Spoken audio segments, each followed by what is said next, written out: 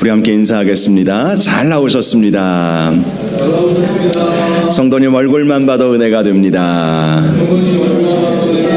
사랑하고 축복합니다. 사랑하고 축복합니다. 치유와 기도 24번째 말씀입니다. 그날에 임하게 될 치유와 회복의 은혜라는 제목으로 말씀의 은혜를 함께 나누겠습니다. 미국의 초대 대통령 조지 워싱턴이 어렸을 때 겪은 일이었습니다. 그의 아버지가 기념품을 어디서 하나 사가지고 오셨는데 아메리칸 인디언들이 쓰는 조그만 장난감 같기도 한 그런 작은 도끼 하나를 선물로 기념품으로 그렇게 사서 준 것입니다. 그 도끼는 어찌 생각해보면 좀 위험한 물건 같기도 하지만 재밌게 놀 수 있도록 이렇게 던지면 빙빙빙 돌아가면서 딱 꽂히도록 하는 그러한 이제 도끼였는데요. 어린 워싱턴은 그 장난감과도 같은 그 인디언들이 쓰는 그 도끼를 들고 너무나도 신이 났습니다. 던지면 탁 꽂히니까 그러니까 얼마나 어린 마음에 즐겁고 행복했겠습니까? 그런데 그 도끼를 들고 놀다가 실수로 아버지가 제일 아끼는 체리나무 이제 막 자라기 시작하는 그 묘목을 찍어버린 거예요. 그게 던졌는데 잘못 맞은 것이죠. 그래서 그 체리나무가 이 가지가 두동강이 나버린 것입니다. 겁이 난 워싱턴은 아무도 몰래 땅을 파고 그 잘려진 나무를 땅에 묻어버렸습니다. 그리고 모른 척했습니다. 누가 했는지 아무도 모를 것이다 이렇게 생각을 한 것이죠. 그러나 마음의 가책은 있었겠죠. 그래서 아버지의 얼굴을 볼 수가 없었어요. 슬슬 피해 다녔던 것입니다. 그렇게 사흘이 지나자 조지 워싱턴은 더 이상 견딜 수가 없었습니다. 그래서 아버지에게 찾아가서 이실직고를 했습니다. 아버지, 용서해 주세요.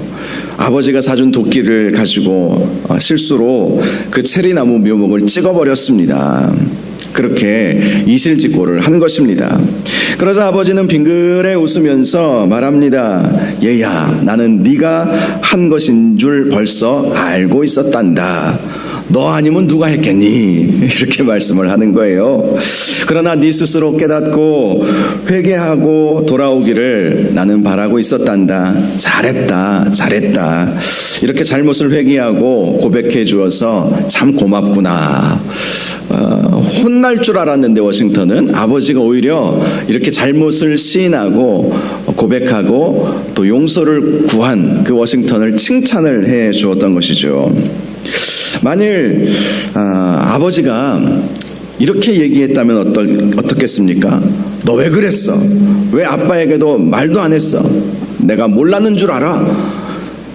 너 그렇게 살면 되겠어 안 되겠어? 이렇게 아마 화를 내고 책망을 했다면 조지 워싱턴은 아마 이 아버지에게서 큰 사랑을 받지 못한다 이렇게 생각을 했을 것입니다. 조지 워싱턴의 회고록을 보면 그때의 그 아버지의 사랑을 그가 느낄 수 있었다고 고백하고 있는 것을 볼 수 있습니다.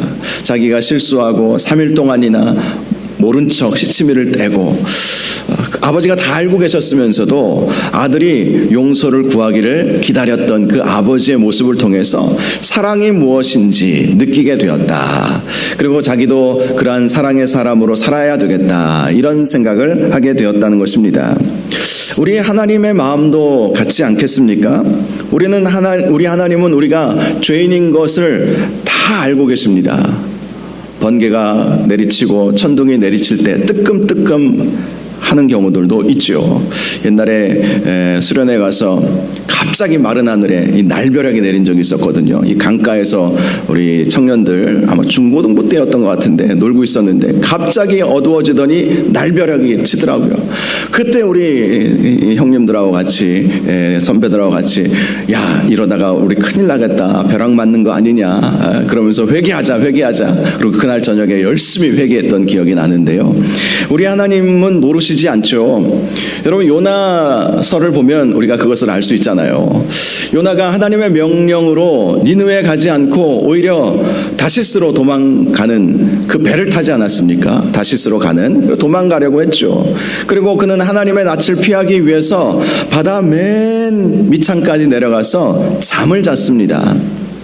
마치 타조가 맹수가 쫓아오면 모래바닥에 얼굴을 팍 파묻으면 안 보이니까 아무런 위험이 없는 것처럼 느껴진다는 말이 있지 않습니까? 그것처럼 요나도 그렇게 한 거예요. 바닥 맨 밑바닥에 아무도 없는 그곳에 한쪽 구석에 숨어서 잠을 자면 하나님의 그 낯을 피할 수 있을 것이라고 인간적인 생각을 했지만, 그러나 결코 피할 수 없었던 것을 우리는 잘 알고 있지 않습니까?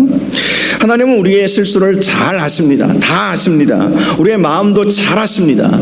그런데 우리 하나님은 우리의 연약함도 잘 알고 계십니다.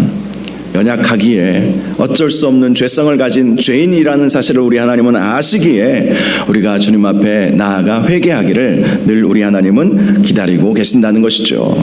저는 인류의 최초의 역사였던 아담과 하와 이야기를 보면서 인간은 어쩔 수 없이 죄를 지을 수밖에 없겠구나, 이런 생각을 할 수밖에 없다는 것을 발견하게 되었습니다. 그러나 또 한편으로 아쉬운 것은 아담과 하와가 선과 악을 알게 하는 그 나무의 열매를 먹고 나서 하나님 앞에 곧바로 회개했다면 인류의 역사는 달라지지 않았을까?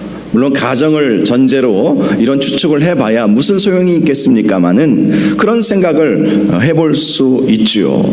만약에 선악을 알게 하는 그 나무의 열매를 사단의 유혹에 빠져서 먹었을 때에 잘못했구나, 하나님께서 분명히 말씀하신 그 말씀에 순종하지 못한 그 행동을 했기 때문에 하나님께 나아가서 하나님 잘못했습니다, 하나님 용서를 구합니다, 그렇게 했다면 하나님은 용서해 주셨을 거예요. 그런데 시치미를 뗐죠. 그리고 하나님의 낯을 피하지 않았습니까? 하나님에게 우리가 어떻게 피할 수 있겠어요? 하나님을. 요나도 그랬고 아담과 하와도 하나님을 피했어요. 죄 짓고 난 다음에.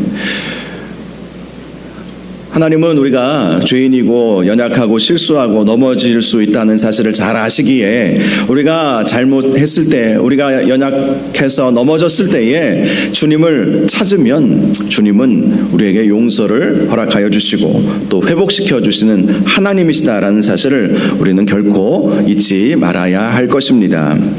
오늘 말씀은 남유다의 선지자로 활동했던 미가 선지자를 통해서 유다의 회복에 대해 말씀해 주고 있습니다. 미가 선지자는요, 이사야 선지자와 동시대에 사역했던 선지자였습니다. 그래서 많은 학자들이 이 미가서를 작은 이사야서 이렇게 부르고 있습니다. 크고 작고의 의미는 이사야 선지자가 더 대단하고 미가 선지자는 좀 더 덜 대단해서가 아니라, 이 내용적으로 보면 이사야 선지자의 글이 훨씬 더 많기 때문에 이사야 선지자를 대선지자 이렇게 부르는 것이고, 그 외에 다른 선지자들, 선지서들을 보면 이 작은 분량의 기록이 있는 선지서들을 소선지서 이렇게 부르고 있죠. 이 미가서 내용은 이사야 선지자가 활동했던 그 시대적 배경 속에서 우리가 함께 이해하면 훨씬 이해하기가 빠른 것이죠. 이 이사야 선지자와 미가 선지자가 활동했던 시대의 대표적인 왕은 히스기야 왕이었습니다. 그리고 이 히스기야 시대에 북이스라엘은 멸망하게 되었고요, 남유다는 심각한 위기에 빠지게 되었습니다. 바로 아수르의 침공 때문에 그러한 위기가 있었던 것이죠. 아수르는 제국을 형성하고 고대 근동의 패권을 장악했습니다. 그리고 북아프리카의 이집트까지 장악하기 위해서 이 중간에 있었던 북이스라엘을 먼저 멸망시키고 그 함께 붙어 있었던 유다, 남유다 왕국을 멸망시키기 위해서, 무너뜨리기 위해서 침공하여 온 것이죠. 바로 그러한 위기의 때에 하나님께서 미가 선지자를 통해서 유다의 회복을 말씀하여 주신 것입니다. 오늘 본문 6절을 보면 그날에라고 말씀하고 있죠. 그날에 저는 자를 모으며 쫓겨난 자와 환난 받게 한 자를 모으신다라고 말씀을 하고 있습니다. 그날이라고 하는 것은 두 가지 의미를 가지고 있습니다. 첫째로는 역사적으로 유다가 아수르의 공격으로부터 회복되는 날을 의미하는 것입니다. 바로 그날 실제로 전쟁은 많은 상처를 입히죠. 다리를 절게 만듭니다. 쫓겨나게 만듭니다. 쫓겨난다는 것은 포로로 끌려가게 된다는 것을 말하는 것이죠. 또 환난을 당하게 됩니다. 그런데 하나님께서 그런 자들을 다시 예루살렘으로 모으신다라는 것은 회복시키신다는 것이죠. 아수르와의 전쟁은 유다에게 많은 손실을 입혔습니다. 경제적 손실도 만만치 않았어요. 아수르가 그 히스기야와 협상을 하면서 막대한 조공을 요구를 했죠. 그래서 히스기야는 아수르에게 정말 왕궁에 있는 모든 금은 보물 그리고 성전에 있는 모든 금까지도 벗겨서 그렇게 아수르에게 조공을 바쳤습니다. 그런데 아수르는 약속을 어겼어요. 오히려 그것을 받아 챙기고 또다시 침공해 왔던 것이죠. 그렇게 침공해 오면서 많은 사람들이 두려움에 떨었고 또 많은 사람들이 다치게 되었고 이렇게 전쟁은 아픔을 가져다 주는 것은 분명합니다. 그러나 하나님께서 유다를 회복시키시겠다. 그날에 회복시키시겠다. 이렇게 말씀을 하신 것입니다. 회복의 날이 있다. 회복의 날이 있다. 저는 자라 할지라도 쫓겨났을지라도 환난을 당할지라도 하나님의 회복은 반드시 있다. 이것을 말씀하여 주신 것입니다. 두 번째 이 그날은 메시아의 날을 의미한다고 할 수 있습니다. 즉 메시아가 이 세상에 오셔서 메시아 왕국을 이루는 날, 하나님의 나라를 이루는 날을 말씀하는 거예요. 메시아의 이 임재는 메시아가 오신 것은 초림과 재림으로 나누어 볼 수 있겠죠. 예수님은 2000년 전에 이 세상에 메시아로 오셨습니다. 예수님이 이 세상에 오셔서 하나님 나라를 중심으로 많은 사람들에게 가르쳐 주었습니다. 그리고 저는 자, 쫓겨난 자, 환난 받는 자들을 위로하여 주시고 그들의 필요를 채워주시고 그들과 함께하여 주시고 치유하여 주셨습니다.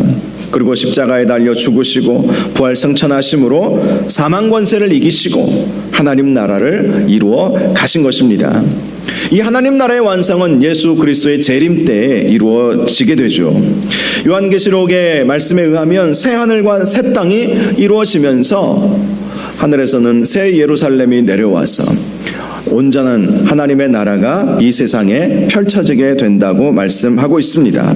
바로 그렇게 새 하늘과 새 땅이 이루어지게 될 때에 저는 자들, 쫓김을 당한 자들, 환난 당한 자들을 하나님께서 다시 다 모으신다는 거예요.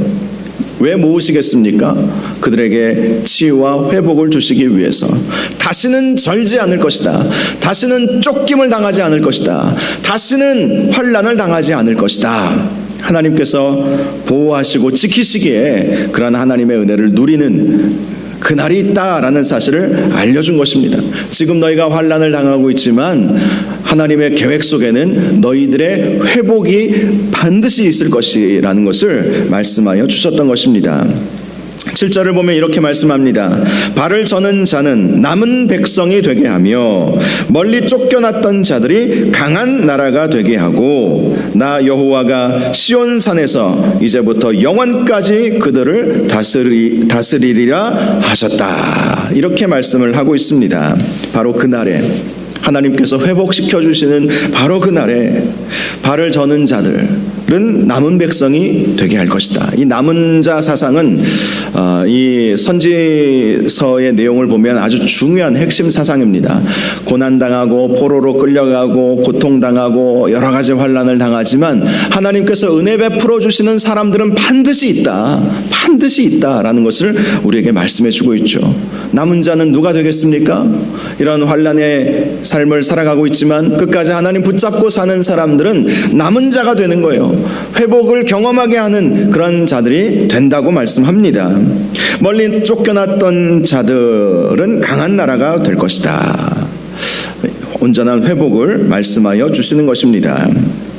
결국 이 말씀은 하나님의 임재가 중요하다라는 것을 말씀합니다. 나 여호와가 시온산에서 이제부터 영원까지 그들을 다스리리라. 이 말씀은 왜 이들이 절개되었으며 쫓겨나게 되었으며 환난을 당하게 되었는가에 대한 이 원인이 어디에 있는가에 대한 말씀이기도 합니다. 하나님의 임재가 떠나면 결국 이렇게 될 수밖에 없다는 것입니다. 미가서 1장 3절을 보면 미리 멸망한 북이스라엘의 멸망 원인에 대해서 하나님께서 그 처소에서 나오셨기 때문이라고 말씀을 하고 있습니다. 하나님은 하나님의 백성과 함께 하시기를 원하시지만 하나님의 백성이 하나님을 거부하고 우상 숭배에 빠지면 하나님은 그들과 함께 계실 수 없으십니다. 그래서 하나님께서 북이스라엘과 함께 하지 않으셨기에 결국 이 북이스라엘은 아수르의 공격에 의해서 멸망당할 수밖에 없었다는 것이죠. 그런데 동시에 이 말씀은 하나님의 임재를 회복하면 다시 살아날 수 있다는 것을 말씀하고 있는 것입니다. 그날에 시온산으로 주님께서 돌아오셔서 다스릴 것이다. 시온산은 예루살렘 성전이 있는 산을 말씀하는 것입니다. 하나님의 임재를 의미하는 것입니다. 하나님의 임재가 회복되면, 즉 하나님께서 우리와 함께 하실 수 있도록 우리가 마음을 열고 하나님을 영접하고 하나님 앞에 순종하고 하나님과의 이 언약의 관계를 회복하면 우리는 하나님의 백성이 되고 하나님은 우리의 하나님이 되어주시면 저는 자라 할지라도 남은 백성이 될 것이고 쫓겨난다 할지라도 강한 나라가 되어서 다시 돌아오게 될 것이다. 환난을 당한다 할지라도 그 환난으로부터 벗어나게 될 것이라고 말씀하여 주시는 것입니다.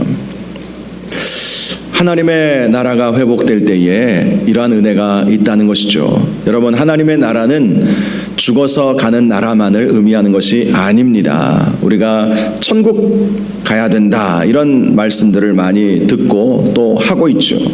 죽어서 가는 천국만을 우리가 생각하는 경향이 있습니다. 그러나 하나님 나라는 예수 그리스도께서 이 세상에 오심으로 이미 시작이 되었어요. 예수님이 이 세상에 오셔서 하나님 나라를 가르쳐 주시고 하나님 나라를 만들어 가시기 시작하셨습니다.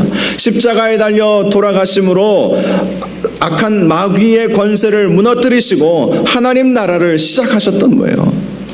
하나님 나라는 하나님의 통치가 있는 나라, 하나님의 다스리심이 있는 나라를 의미하는 것입니다. 장소의 개념보다도 어떤 통치의 개념이 크죠. 하나님의 주권이 인정되어지고 하나님을 우리가 나의 하나님으로 믿고 살아갈 때 그때부터 하나님의 다스리심과 하나님의 인도하심을 받으며 살게 되지 않습니까? 바로 그것이 하나님 나라의 시작인 것입니다.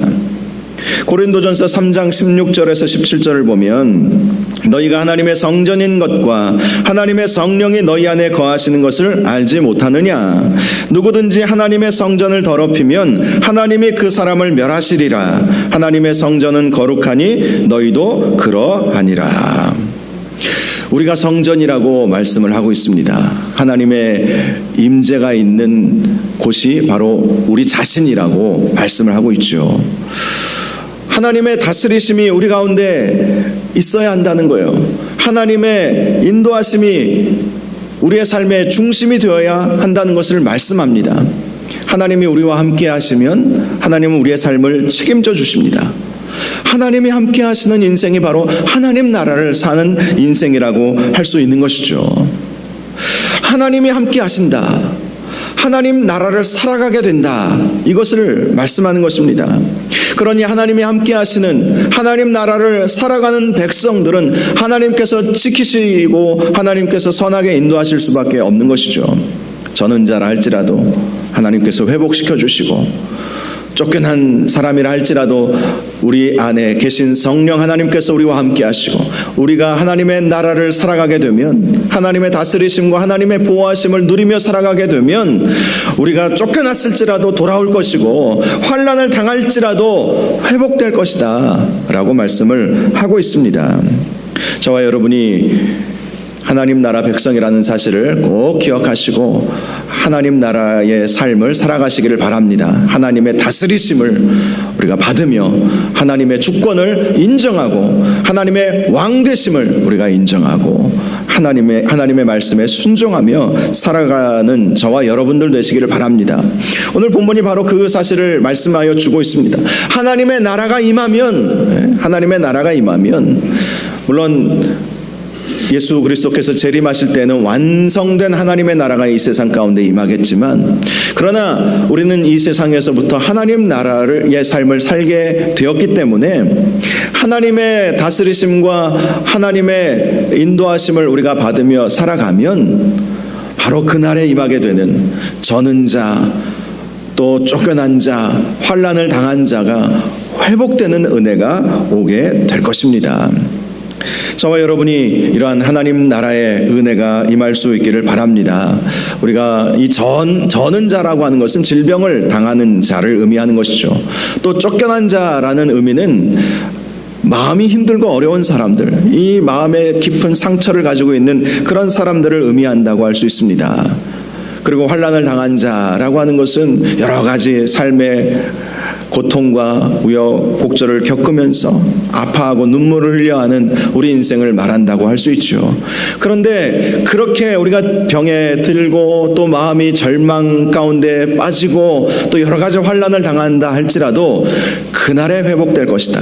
하나님의 주권을 인정하고 하나님의 백성이 된다면 하나님께서 우리를 회복시켜 주신다고 분명히 약속해 주신 것입니다. 8절을 보면 너 양떼의 망대요 딸 시온의 산이요 이전 권능 곧 딸 예루살렘의 나라가 내게로 돌아오리라 라고 말씀을 하고 있습니다. 양떼의 망대 그리고 딸 시온의 산은 모두 하나님의 임재를 상징하는 것입니다. 예루살렘도 마찬가지이고요. 하나님의 임재, 하나님이 우리와 함께 하시는 삶을 사는 것, 그것을 말하는 것이죠. 특별히 이 시온의 산과 예루살렘의 나라 앞에 붙여진 딸이라는 이 단어를 우리가 주목해 보아야 합니다. 하나님의 딸을 의미하는 것이죠. 하나님의 자녀를 의미하는 것입니다.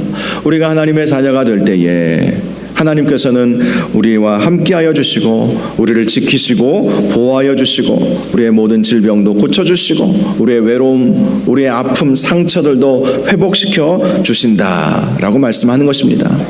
우리 하나님은 예루살렘의 이전 권능을 회복하여 주신다라고 말씀합니다. 이전 권능이 어떤 권능이겠습니까? 하나님께서 함께하심으로 얻게 되는 권능을 말하는 것이죠. 하나님이 함께하지 아니하시면 사실 이스라엘이 망했던 것처럼 유다도 망하는 것은 시간 문제죠. 역사적으로도 그랬죠. 역사적으로도 북이스라엘은 망했는데 남유다는 그때 아수르에 의해서 망하지 않았습니다. 어떻게 해서 그런 일이 일어났는지는 제가 여러 번 설교를 했기 때문에 잘 아실 거예요. 아수르가 침공해 왔을 때에 히스기야 왕은 먼저 이사야를 찾았죠. 그리고 이사야를 통해서 하나님의 말씀을 좀 받아오도록 사신을 보내서 그렇게 했습니다. 그때 하나님께서 이사야 선지자에게 망하지 않을 것이라고, 내가 함께 할 것이라고 그 말씀을 해주셨어요. 그래서 그 말씀을 받아서 히스기야 왕이 성전에 올라가서 밤새도록 기도하지 않았습니까? 하나님, 아수르가 지금 침공해 와서 우리가 환난과 위기에 빠졌습니다. 하나님, 우리를 회복시켜 주옵소서. 우리를 살려 주옵소서. 그렇게 간절히 밤새도록 기도했어요. 그런데 그 다음날 아침에 성 밖을 보니까 어떤 일이 일어났습니까? 아수르 군대 18만 5천 명이 다 죽어 없어진 거예요. 여러분, 역사를 보니까요, 그 이후에 아수르는 바벨론에 의해서 망하고 말았습니다. 그 아들들 사이에서 그 왕 느부갓네살인가요? 사네립인가요? 그 왕을, 자기 아버지를 죽이는 그 쿠데타가 일어나지 않았습니까? 그러면서 아수르가 완전히 몰락해버리는 결과가 있었던 것이죠. 많은 학자들은 하나님께서 아수르 군대에 전염병을 보내셔서 순식간에 그들이 죽었다라고 그렇게 해석을 하고 있습니다. 실제로 코로나 대유행 시기에 보니까 코로나에 걸리면 일주일 안에 심한 경우는 죽는 일이 우리 두 눈으로 똑똑히 보지 않았습니까? 얼마든지 전염병을 통해서 하나님께서 멸하시는 것, 순식간에 그런 역사가 어떻게 일어났습니까? 하나님의 임재를 사모하면서 간절히 히스기야가 온 유다 백성을 대표하여 하나님 앞에 간절히 기도했던 결과였던 것이죠. 그렇다면 왜 그렇게 하나님께서 아수르의 공격으로부터는 유다를 살려주셨는데 바벨론의 공격을 당했을 때에는 이 유다가 멸망할 수밖에 없었겠습니까? 그 뿌리 깊은 원인이 므낫세에게 있었어요. 므낫세가 누군지 아십니까? 히스기야의 아들이에요. 므낫세의 그 악행이 그것을 해결할 수가 없었어요. 므낫세의 손자가 요시야라고 있었죠. 요시야가 종교개혁을 단행을 했어요. 그런데 성공하지 못했다라고 역대기에 말씀을 하고 있습니다. 왜 성공하지 못했을까요? 그 뿌리 깊은 그 죄악의 뿌리를 뽑아내기가 버거웠던 거예요. 예루살렘 성전에서 히스기야 때만 해도 오직 하나님만을 예배했습니다. 그런데 므낫세가 왕이 된 다음부터 예루살렘 성전에다가 바알 제단을 쌓았어요. 아세라 목상을 세웠어요. 1월 성신을 예배하는 곳이 되어버렸어요. 그러니 하나님의 임재가 떠나가게 되었던 것이죠. 요시야가 종교개혁을 단행을 했어도 그 뿌리 깊은 죄의 뿌리를 뽑아내지 못함으로 바벨론의 침공을 받았을 때 결국 유다는 멸망할 수밖에 없었던 것입니다. 하나님이 함께 하시면 회복되지만 하나님을 우리가 의지하지 않고 하나님을 찾지 않으면 회복의 역사는 있을 수 없다는 것을 분명히 말씀해 주고 있습니다. 저와 여러분이 하나님을 찾고 우리의 마음 가운데 하나님 나라가 이루어져서 하나님의 다스리심을 받고 하나님을 나의 주인으로, 나의 왕으로 인정하고 살아갈 수 있기를 바랍니다. 그러면 예루살렘의 이전 권능이 회복이 될 것입니다. 영접하는 자, 곧 그 이름을 믿는 자들에게는 하나님의 자녀가 되는 권세를 주셨으니 라고 말씀하고 있습니다. 하나님의 자녀가 갖는 그 놀라운 권세들이 분명히 있지 않습니까?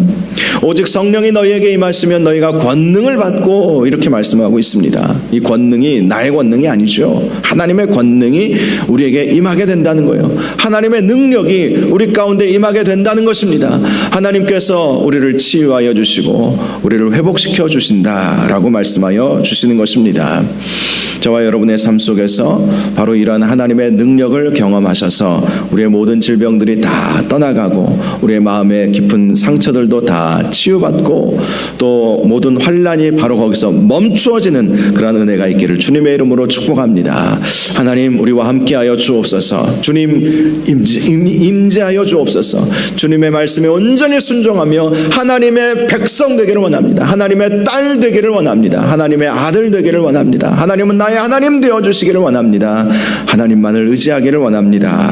이런 제목으로 함께 이 밤에 기도하셔서 우리의 모든 질병도 고침받고 또 마음의 상처들도 치유받고 모든 환난이 딱 멈추어버리는 그런 놀라운 역사가 있기를 바랍니다. 우리 말씀 생각하면서 바로 이러한 하나님의 임재를 하나님 우리에게 허락하여 주옵소서. 늘 하나님과 동행하며 살게 하여 주시옵소서. 하나님의 다스리심을 받으며 살게 하여 주시옵소서. 우리 이런 제목으로 먼저 간절히 주여 한번 부르짖고 함께 기도하겠습니다.